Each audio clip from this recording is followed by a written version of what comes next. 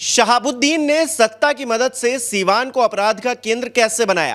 कांग्रेस के वो ईमानदार विधायक कौन थे जिनके एक इनकार ने शहाबुद्दीन को माफिया बना दिया? स्कूल कॉलेज के दिनों में किताबों में खोया रहने वाला वो लड़का कैसे कट्टे से खेलने लगा? उसका पूरा किस्सा सुनिए, फिर अपनी राय हमें कमेंट में जरूर बताइए।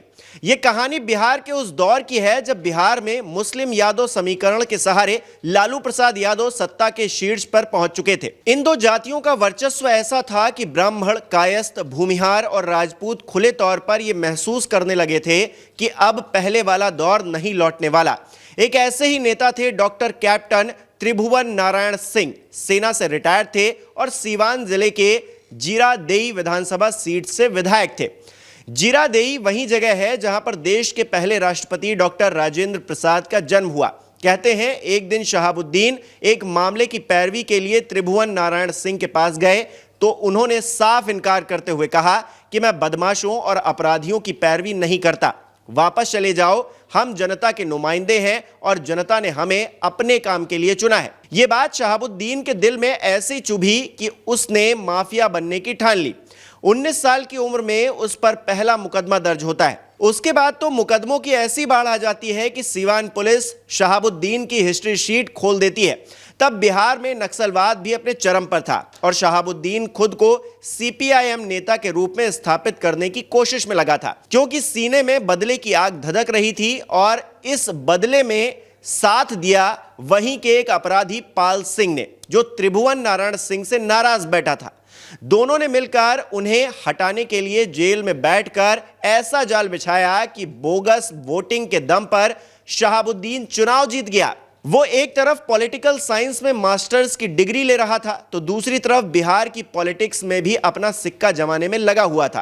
पहला चुनाव जब निर्दलीय लड़कर जीता तो बड़े बड़े विरोधी नतमस्तक हो गए। जो त्रिभुवन नारायण सिंह मदद से इनकार कर रहे थे, उनकी सीट शहाबुद्दीन ने छीन ली थी। ये एक लड़के की सियासत में पहली सफलता की कहानी थी। उसके बाद शहाबुद्दीन पीएचडी का कोर्स पूरा करता है और लालू प्रसाद यादव के साथ मिलकर सियासत के साथ साथ अपराध में भी पीएचडी कर लेता है। इसकी गिनती अब बिहार के बाहुबली नेताओं में होने लगती है।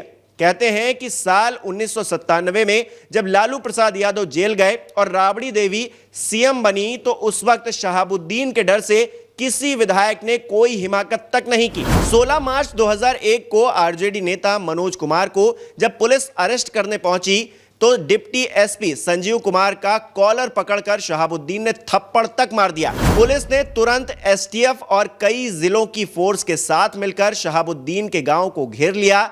जमकर फायरिंग हुई, आधा दर्जन से ज्यादा मौतें हुई, पर वो फरार हो गया।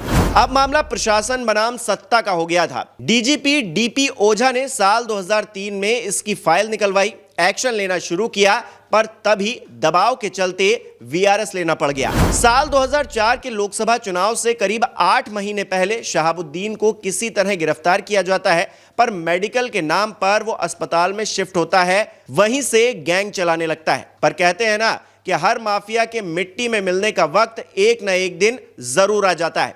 साल 2005 में बिहार में विधानसभा के चुनाव हुए। लालू के हाथ से सत्ता गई, नीतीश सीएम बन गए।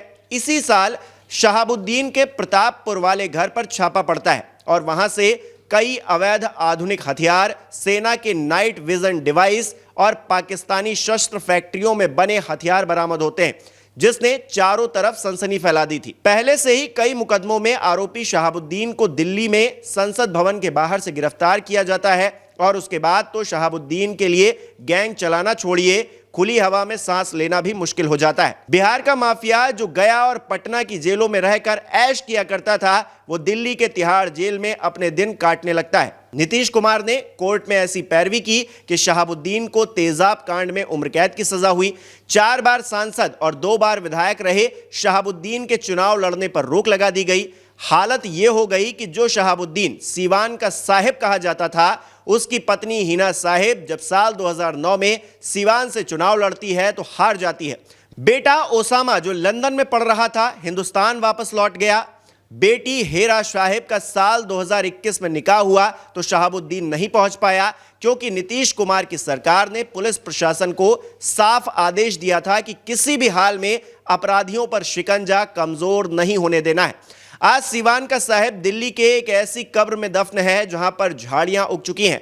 कोरोना के दौरान मौत हुई, इसीलिए शहाबुद्दीन की बॉडी बिहार ले जाने की अनुमति नहीं मिल पाई। वरना सोचिए, लालू प्रसाद यादव की सरकार होती तो एक माफिया का कैसे महिमा मंडन हो रहा होता। आज नीतीश सरकार में अपराध का आंकड़ा 0 नहीं हुआ है, लेकिन बड़े बड़े बाहुबलियों ने पुलिस के सामने घुटने टेक दिए हैं। यह दिखाता है कि बिहार के अंदर बड़ा बदलाव हुआ है। अगर आप बिहार से हैं और खासकर सीवान के इलाके से हैं तो उस दौर को याद कीजिए जब शहाबुद्दीन के घर में अदालत लगती थी, वो झगड़े निपटाता था, उसके गुर्गे किसी के साथ कुछ भी करें पुलिस केस लेने से इनकार कर देती थी। फिर बताइए अब बिहार कितना बदल गया है।